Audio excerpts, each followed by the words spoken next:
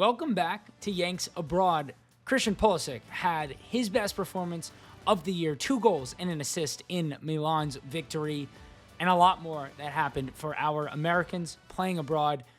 You know how it goes. Every week we are breaking down a specific performance, how it will affect the player, and how it'll affect the way they play for the U.S. men's national team. We'll get into the full scope of Americans abroad. We're going to start here with Christian Pulisic, as you can see on the screen, and he got into it early and often. I mean, this was just the ideal performance from Christian Pulisic, doing a little bit of everything that he does so well. And a lot of people in the comments, I think it was either last week, when we were talking about Reyna, mentioned how good Christian Pulisic is in the give and go. He's not necessarily a great pass-forward player all the time. I think he's sometimes a little wasteful, a little heavy with the touch, but he's really good at playing off another player nearby him, and he does exactly that here. Plays the ball back into midfield, and Christian Pulisic kind of holds his run, right? As you can see, he waits for this defender here to kind of step towards the ball. He sneaks in right in behind, and there you go. The ball played in behind for Pulisic, a well-taken shot and a great save, but getting involved early and often. But I really want to highlight a lot about Christian Pulisic's play is his ability to receive in kind of this double 10 position. And you can see here, I am showing you the heat map for where Christian Pulisic was in this match. And he was really comfortable in the center of the pitch, the left half spaces, the right half spaces. He got the ball out on the left wing, out on the right wing. He really drifted all around. And with the way Malik Tillman is playing for Bayer Leverkusen, the way that Christian Pulisic is playing for AC Milan, the two of them are going to have so much freedom in midfield. We have not yet gotten to see the two of them play as the double 10s together. The amount of times I've spoken about it, you would think we have seen it. But that's what's to come, hopefully in October, if both of them can stay fit. And just the beauty of the way that they can play off each other. Look at this little flick on by Pulisic. The ball comes into him in midfield. He sees this defender coming towards him. He's got another defender breaking down on him here. And a player who actually is going to put himself in a 1v1 if this ball is able to be flicked on. And Pulisic does exactly that, taking these two players out of play. This AC Milan teammate now has an opportunity to run at the defender. And unfortunately, you've got the other AC Milan attackers in an offside position, or potentially this next pass can go through on towards goal. Another great example of Pulisic receiving in that left half space. Ball gets played in. He's got a defender coming towards him, coming onto his backside, and instead of forcing another flick on, which he's already tried once, takes that first touch, takes it away from the defender, and the defender is overcommitted, and he's won a free kick. So Pulisic, not only is he great at receiving the ball in so many ways on the half turn, running at defenders, but he's also varying what he's doing, and it's making him more unpredictable. It's making him harder to defend against and harder to guess what's coming next.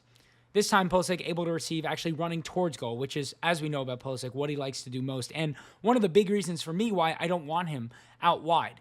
The big thing about players out wide is they often receive the ball in kind of a stagnant position, right? In a kind of an idle position, ball to feet, then they have to ramp up to get themselves going in a 1v1. Now, Pulisic's able to do that, but that's obviously not something he's best at. He's really good when he gets up to full speed, and his shiftiness, his ability to kind of go one way, look like he's going another, use his hips, use a little bit of ball manipulation and a little bit of burst to get around a defender. And Pulisic does an excellent job here of just making the right decisions. Receives that ball, keeps dribbling at the defense, right? As you can see here, you've got 3 defenders here. This right back's going to stick with the left winger. This center back and this center back are worried about Santi Jimenez here, the striker, and Leao kind of coming into the area.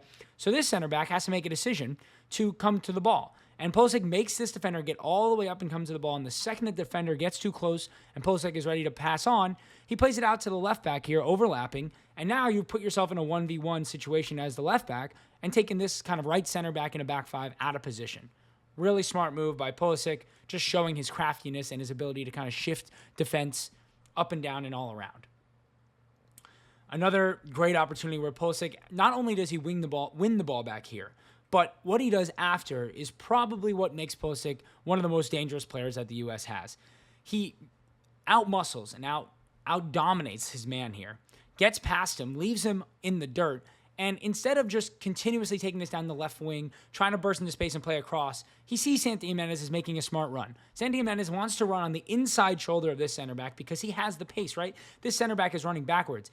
If Santi Jimenez at full speed can get into this open area, he's going to have an opportunity. But Pulisic doesn't just play that ball immediately. He waits for Jimenez to time the run right, takes this midfielder out of play by driving inside of him, and he also turns this center back, right? So this center back right now is facing the way that Jimenez wants to run. he's the one who probably has the best opportunity if Pulisic was to play this ball in now. But by taking that extra touch, the defender has now completely shifted his body. Now Santi Jimenez has the step on both center backs, and Pulisic's able to play that ball in. Again, right? If Pulisic plays this ball now into Santi Jimenez, Jimenez probably beats this center back to it, but this center back's running in that direction already, in good position, hasn't shifted his body weight, but Pulisic makes the defender shift that body weight because otherwise Pulisic will walk in unmanned, and that puts him in a position to play the ball into Santi Jimenez, who doesn't do especially well with the ball here, but does end up getting a shot towards goal, but just a great example of how good Pulisic can be. And here comes Christian Pulisic's first goal. And listen, this isn't some world-beating goal. The goals and assists in this match were not life-changing goals, but goals and assists are goals and assists, no matter how they come. And this is just more smart movement by Christian Pulisic. I think people aren't always the most impressed by the technical skill or whatever it is, but the way that Pulisic works both on and off the ball to make the most of what he's able to do is what makes him such a dangerous player. He knows his limitations, but he also knows his strengths. And here it's just a simple layoff. Put his left back on an overlapping position in play to make a good cross to the back post. That's all he's trying to do. But instead of just playing it and stopping, Pulisic follows the ball. He knows where that next ball is coming by his left back, right? It's going to be a swinging cross into the box. And Pulisic just wants to be around. And that's exactly what happens. Ball bounces right back out to Pulisic, who makes his way from the edge of the box to the 6-yard box pretty much. And he slots it home and gets himself a goal and puts Milan up 1-0 on Udinese. Here comes the assist, and again, I promise you, this stuff was not going to be the prettiest of goals and assists, but it's just hard work. That's all Pulisic is doing. He's working hard. And all Pulisic does is gets his foot in before the defender can clear it, pokes it out to Fofana here, who gets on the ball and scores the goal from the edge of the box. I mean, Pulisic has been really smart in the way that he's attacked and the way that he's played alongside Santi Jimenez. And there's a big reason why Pulisic and Jimenez have paired well together. Jimenez hasn't scored loads of goals. He hasn't been super effective when Pulisic has set him up. But the way that Pulisic's kind of playing as a second striker, playing off the inside of the attacker and instead of Leao at times and not putting them on the pitch together, has actually allowed Milan to be a little bit stronger of a team in a lot of ways, and Fofana has really picked up the slack in midfield, working hard and pushing a little bit further up the pitch, as you can see here, scoring this goal. This here, though, which does lead to Pulisic's second goal, is my favorite action of the entire match by Christian Pulisic, and it's not the goal scoring that he does in this action, but it's, again, the genius of the way that he plays. So you got a player here making a run in.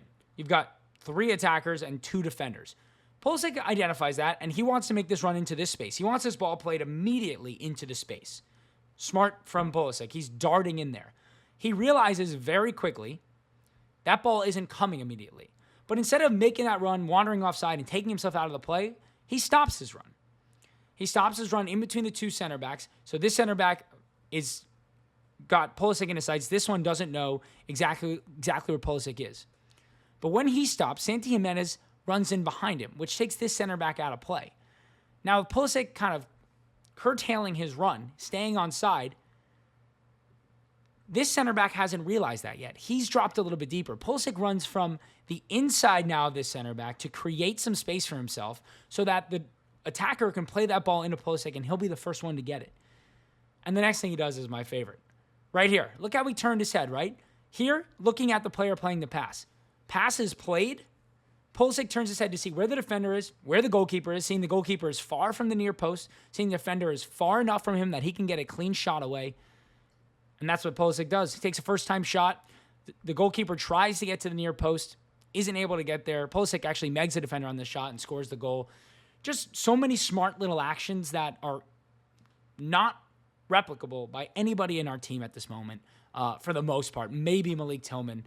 And it just shows you how this is not a winger, right? This is a player who has to be in the central areas. I hear a lot of people saying, play Luna and Tillman and you'll play Pulisic out on the left wing.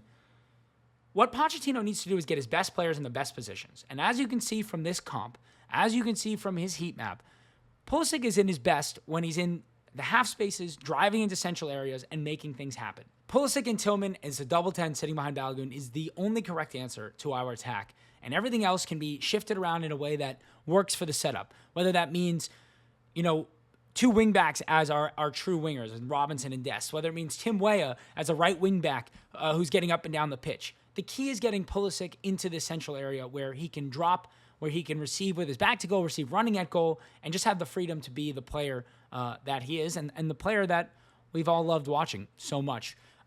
Moving on to some of the rest of our players here in the Americans Abroad segment. Folarin Balogun started in a 4-1 loss to Club Brugge in the Champions League. Monaco had a very tough match out on the pitch for sure. And then Balogun was on the bench for the match on the weekend and didn't feature. Not great start to the year for Balogun at Monaco. He did have sort of a weird assist a couple weeks ago, I mentioned, but good to see that they're playing two strikers, him and Biarritz for the most part, so he should have his opportunities. Ricardo Pepi played 90 minutes in a 2-2 draw with Ajax. He did have the fewest touches of any player on the pitch who played 90 minutes. PSV, not at their best in this match, obviously playing Ajax, really good opponent. Pepi didn't get tons of service in this one. Chris Richards, another start, another win. Richards, Crystal Palace, this guy is continuing to gain attention and garner some absolutely outstanding reviews, and it's not going to just be a U.S. secret for much longer. This is going to be a big-time Premier League player for a long time in the future, and someone who's going to go for a hefty fee at some point. He's starting to get, applause from not just American fans, which usually takes a lot for a U.S. men's national team player. Malik Tillman scored a goal to take the lead in the 70th minute in the 1-1 draw with Gladbach. They did end up conceding late on, 47-51 passing from Malik Tillman, and he did have 4 ground duels won. And just look at this heat map from Malik Tillman. It doesn't tell the full story, obviously, just looking at stats and heat maps and whatever, but I mean, the guy was everywhere in the center of the pitch. He was drifting out wide on the right. He was the corner kick taker. He was popping in the edges of the box. He was winning the ball back high up the pitch and then also helping in phase 1 of build-up. This is such an all-actions attacking midfielder who is just capable of so many different roles. And to have kind of the freedom of Malik Tillman popping up in different areas, drifting wide when needed, with the attacking prowess of Pulisic, as I've already mentioned, in behind a Balogun or a Pepi, it's going to make us so much more creative.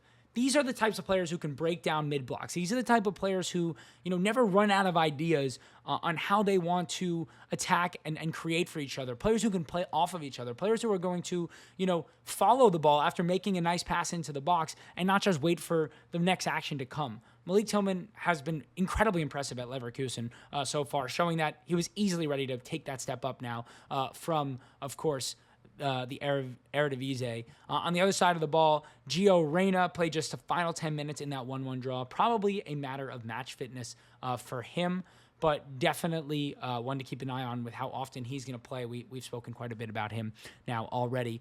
Tim Weah played 78 minutes in a 1-0 win over PSG, and as you can see from his heat map, he actually played on the right side. Not only did he play on the right side, he played as a right wing back. So we've seen Tim Weah strictly basically play as a left winger for Marseille and De Zerbi. But against PSG, it looks like they went a little bit more defensive. They played Weah in a right wing back position, overlapping outside of Mason Greenwood. And there's been a lot of talk of seeing Weah in that position with the U.S. men's national team if we drop to that 5 at the back. It's interesting to see De Zerbi see the same thing in him, something obviously we've seen at Juventus in the past for Weah. So one to keep an eye on for sure. He was 18 of 22 passing, 6 out of 8 duels won in that position.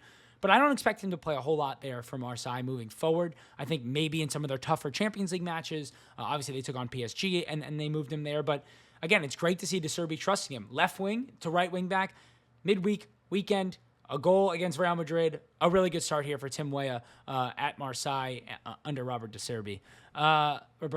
Weston McKennie did not feature against Hellas Verona on the weekend. Johnny Cardoso is still out injured. Tanner Tessmann, my boy Tanner Tessmann, is on fire. Look at this heat map. I know, again, people can be like, oh, well, that doesn't tell. I know it doesn't tell the whole story. But Tanner Tessmann scored the winning goal in a 1-0 win over Angers and played 90 minutes. He had 4 shots, 3 from outside the box, 51 of 59 passing, 4 out of 6 long balls. Just such a tidy player, oozes confidence. He's just so much class on the ball, and he's willing to make that risky pass to play forward and create. And he doesn't worry about losing possession. And I don't mean that in a bad way. I mean that in a good way.